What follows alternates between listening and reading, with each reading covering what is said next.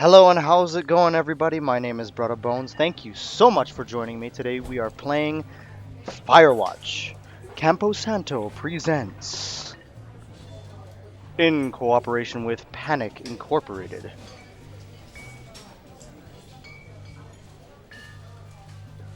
Boulder, Colorado, 1975.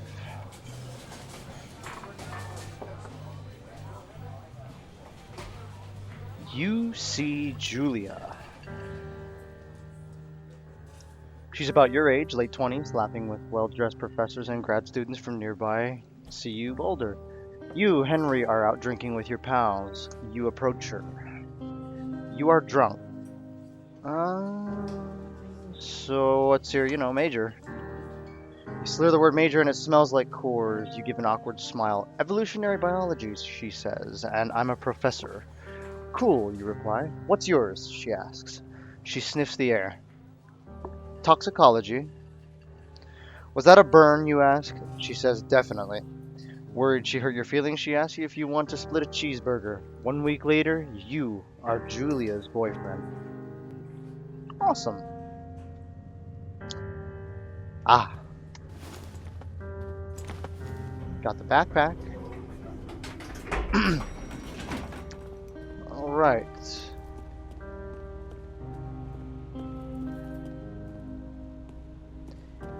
Alright, well, here we go.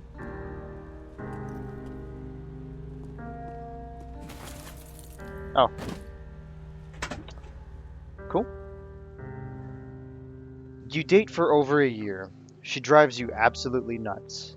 It's great.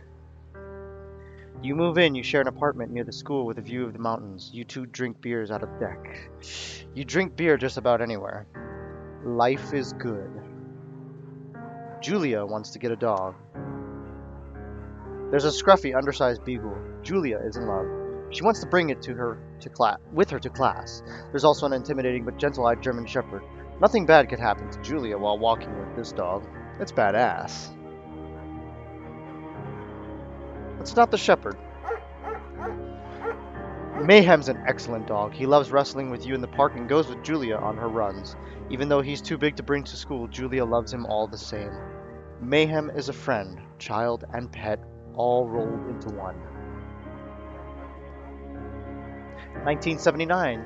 You talk out on the deck. It's summer, 9:30 p.m., and the heat still radiates off of the high desert. What do you think about kids? She asks. Kids? They're not very smart or good at much. I'm saying if you and I have a couple of idiots. That would be pretty good. That's what I would say. In that case, we should probably get married. Yeah, I would like that, you say. These kids are going to be screwed up enough. It's probably for the best that their parents are hitched. You say she's absolutely right. And here we are in the mountains. Thoroughfare trailhead. Alright. Look at these graphics. Oh. 1980. It's a Thursday night and Julia is 4 hours late. She doesn't call. You're worried and getting angrier by the minute. She walks in after you've gone to bed. She's not quite drunk, but she's clearly been having a fun time. You fight when she gets between the sheets. You ignore her. You don't touch each other all night. The next day you feel guilty for being so angry and ask her about her evening. She says it was great. You hold on to a tiny pill of resentment. You make some coffee and go to work. 1981. Julia still likes to draw. She draws plants from her research. She draws all the places you go. She draws you. And I pose and flex like He-Man. And I look awesome. Booyah. Wow. That sunset is gorgeous. Whoa. And the attention to detail is truly amazing. 2 forks, fire lookout. 8 more miles still.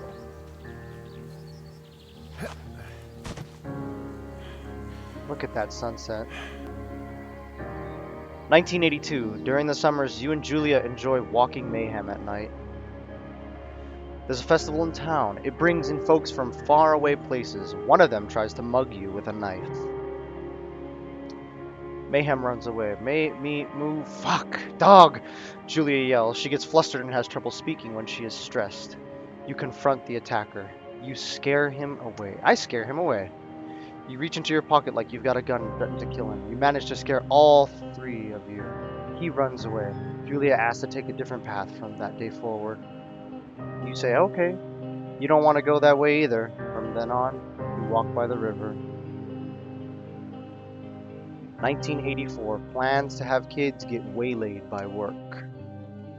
Julia gets offered a job at Yale. Yale is in Connecticut, 2,000 miles away. It's a great job, associate department chair. She wants to move. You absolutely do not. I agree if she commutes back and forth. You ask her if she'll commute back and forth. You don't want her to move to Connecticut. She says that it'll be hard, but she'll do it if you won't move. You tell her not to pass it up if it's what she wants. She agrees. She flies back to Boulder 3 times each semester. 1985, Julia is sent home from Yale on paid leave after having an episode. She lost it on a colleague for borrowing books that were important to her research. She didn't remember she had happily loaned them to him just 2 days prior.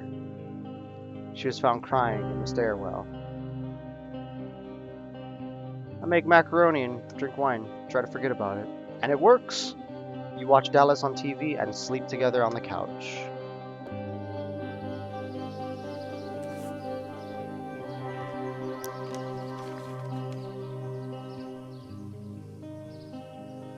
Oh, wow. Mayhem is getting older. He's got silver hair down his back and slows down at night. You and Julia walk into the bar to see friends, and it feels like nothing has changed. Julia goes back to the university. 1987, Julia's affliction gets worse. She can't remember things in class. Her research is in shambles. She drives her car to the next town over for no particular reason and has to be brought home by the police. She is devastated. She is sent home on permanent medical leave. Some days you get the Julia who calls you a dope and your unborn children little idiots. Other days, you get a stranger. She pulls you into bed to make love. After 5 minutes, she goes into a panic, believing her dad is at the door. You tell her family they are crushed and begin to make trips to and from their home in Australia to visit her. For a while, your friends come by with little things to brighten the day. She gets worse. Aw, no. 1988, you spend your days following Julia around the house. You count the seconds between the 2 weekly visits from Daniel, the nurse. He suggests that Julia could live somewhere else, somewhere within a 24-hour care, a home. It sits with you for a couple months. You are determined to take care of her by yourself.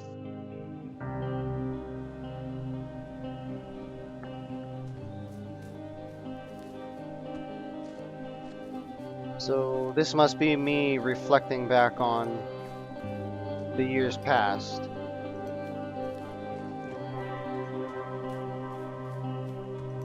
Oh, nice and easy. I can see my feet. Hey, buddy.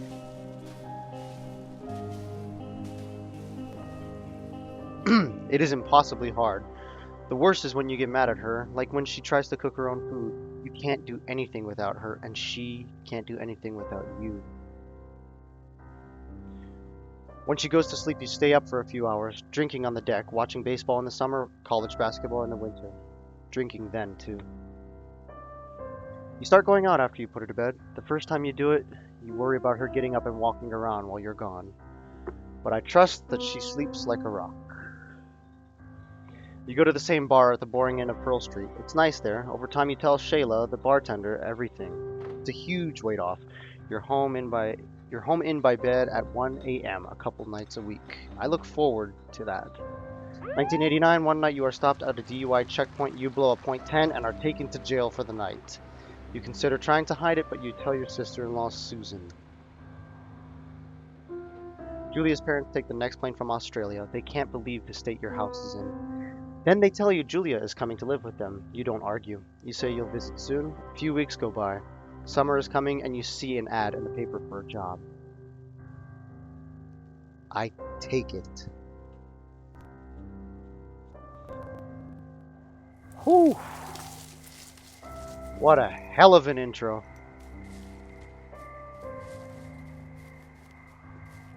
Enter the lookout tower. Wowie wow! Full moon. La la la la. So a first-person narrative experience. I like this.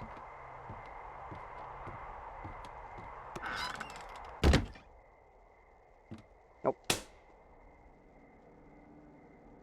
Ba-ba-bum-bum. Hello, Two Forks Tower. Oh.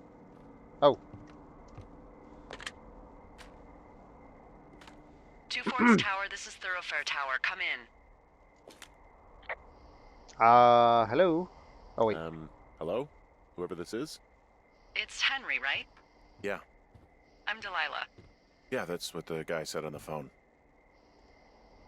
So, what's wrong with you? Excuse me? People take this job to get away from something. So, what's wrong? What's wrong with you? That's a great idea. Go ahead. Look, I just hiked for 2 days, so I don't really follow whatever it is you're doing right now. You take a stab at what's wrong with me. Fine, then can I sleep forever? Sure, buddy. Okay, now go ahead. You're rebelling against Mom. Okay, you're probably just rebelling against a mom who wishes you had given her grandkids, by the sound of your voice, at least 15 years ago. You come out here and it really grinds her gears and you love it. Can I sleep now? Well, she also says I fuck immature men, but in my defense, who wouldn't want a 28-year-old with ambition and energy and some fire in his belly in bed? Me, I'm going now. Just a second, now it's my turn. Okay, good night, bye. Let's see. I don't know anything about you, but maybe you just really like trees. Maybe it's, gosh, maybe it's a borderline fetish. A tree fetish. Good night. That sounds like my friend. Good night. Welcome to the job. Whoo! Okay, that's... Damn. Morning, Henry. Well, I guess good afternoon. You probably slept like a rock. Anyway, there's still a few hours of daylight to get some work in. I can see you at your desk, so call me when you're ready.